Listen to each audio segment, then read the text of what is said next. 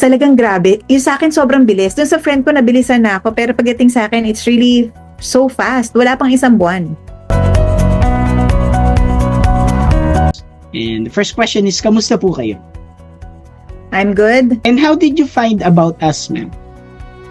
Okay, how did I find or how was I able to know about GST? It's actually through a friend. I'm actually not looking for it initially. When I heard about it and when ang nalaman ko pa, it's really so fast, like it happened quickly. So I asked her, I reached out to her, and then she mentioned GST to me. And then I asked her if she didn't even, market it to me. Parang ako talaga yun ang hingi sa kanya about the company, and she endorsed me to some people in GST. That's how I landed to the company, to GST. Thank you, ma'am. And I hope that your experience was good in terms of our services here in our company. So, and with that, can you describe just a few experiences that you had with our services here that we offer at GST Visa Consultants?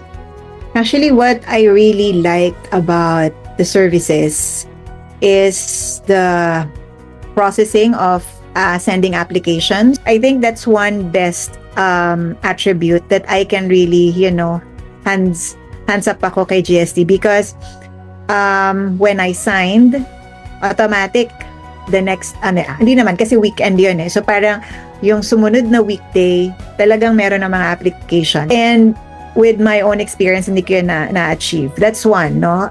Dun sa application. Second would be yung support on the actual application process. Like, kung meron ng nakausap, the support is still there. I really hope we have helped you, and yun naman yung specialty ni GST Visa Consultancy, and we're really happy and grateful na nakapag-serve po kami sa inyo. And kaya nga, we congratulate you kasi nga meron ng job. And with the experiences that you have and your experience with GST, what would you tell other people na gusto din or naghahanap ng same services that GST is also offering?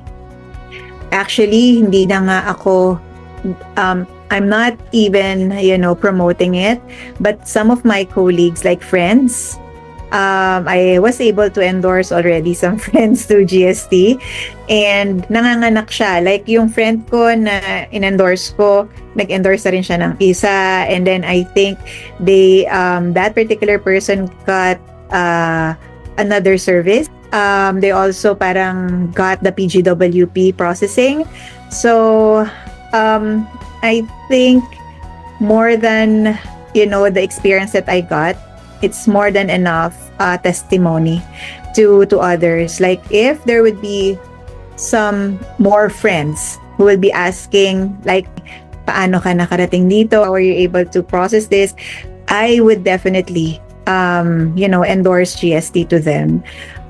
Because talagang grabe. Yung sa akin sobrang bilis. Doon sa friend ko nabilisan na ako, pero pagdating sa akin, it's really so fast. Wala pang isang buwan. It was really a different experience, and even my husband was stressed out in a good term as well, because hindi niya in-expect na ganun kabilis. We didn't thought about it much, and parang yun, ang daming changes in just a significant amount of time. So yeah.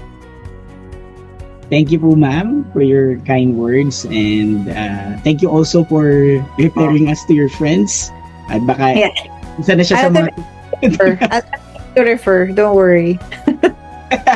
Thank you, ma'am. And yun nga din po yung nakakatuwa, dahil mostly ng aming clients was referred by our previous clients, and we see na talagang GST Visa Consultancy is doing his job, or our job here great, because people are spreading the good news about this company. And ma'am, thank you po for your time. Thank you so much, ma'am, for your time, and you do You're have welcome. a great day. Again, congratulations, and konting tiis na lang for the PR. Thank you, Dale. I'm still kind of far. Pero yun, I think GST will be backing me with my SINP application until I get my PR. And yeah, thank you so much. Thank you, ma'am Mylene.